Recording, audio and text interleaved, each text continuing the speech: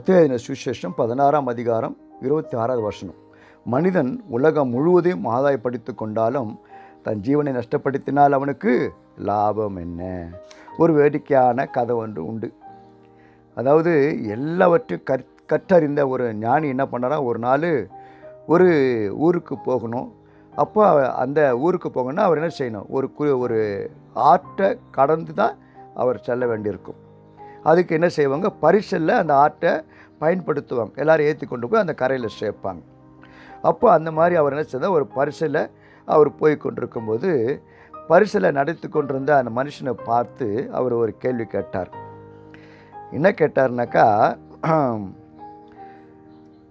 உனக்கு தத்துவங்கள் சாஸ்திரங்கள் பற்றி தெரியுமா அப்படின்னு கேட்டார்.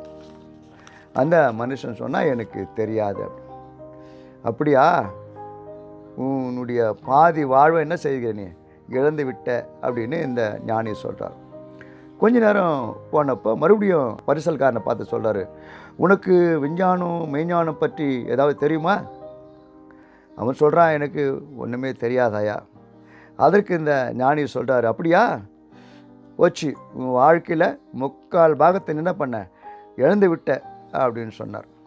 ஞானி இப்படி பேச்சு கொண்டிருக்கும்போது அந்த பரிசலில் கீழே அடியில் ஒரு ஓட்டை இருந்துருக்கு, கவனிக்கல. அந்த தொலை வழியாக தண்ணீர் உள்ளே வர ஆரம்பித்து நிறைய ஆரம்பிக்குது.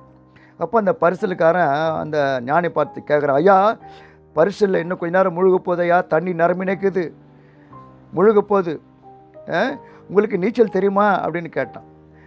ஞானி சொன்னார், எனக்கு தெரியாதே என்றார். அப்போ அந்த பரிசல்காரன் சொன்னான், ஐயா நீங்கள் எல்லாவற்றையும் கற்றும் வாழ்க்கைக்கு தேவையான ஒன்று நீங்கள் கற்றுக்கொள்ளியா ஐயாப்பா, அதை கற்றுக்கொள்ளியே, இப்போது உங்கள் வாழ்க்கையை முழுவதும் இழக்க போகிறீங்களே, என்னை மன்னிச்சிடுங்க ஐயா, எனக்கு நீச்சல் தெரியும், என் உயிரை காப்பாற்றிக்கிறதுக்காக நான் என்ன செய்கிறேன், நான் ஆற்றுல குதித்து தப்பித்து கொள்கிறேன் அப்படின்னு சொன்னான். வேடிக்கையாக இருக்குல்ல பிரியமானவர்களே.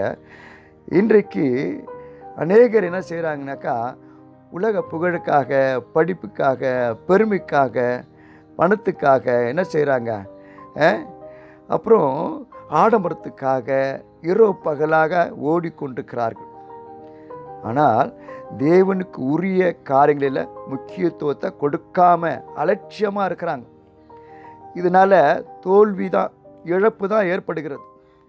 நம்முடைய வாழ்க்கையை இன்னும் படகு எப்போது கவிழுன்னு எப்போ முழுகுன்னு யாருக்குமே தெரியாது. எப்போ வேண்டுமானாலும் அது நடக்கலாம். ஆகவே உலக வாழ்க்கையை வெறுத்து தேவனோடு இருப்பதை நாம் என்ன செய்யணும், தெரிந்து கொண்டு அவரோடு வாழும்போது தான் அவர் நம்மை நித்திய ஜீவ கரையிலே கொண்டு போய் சேர்ப்பார். ஆகவே தேவனை உறுதியாய் பற்றி கொள்வோம், அவரை சார்ந்து கொள்வோம், அவரை நம்மை நடத்துவார். கடவுள் உங்களை ஆசீர்வதிப்பாராக. ஆமென்.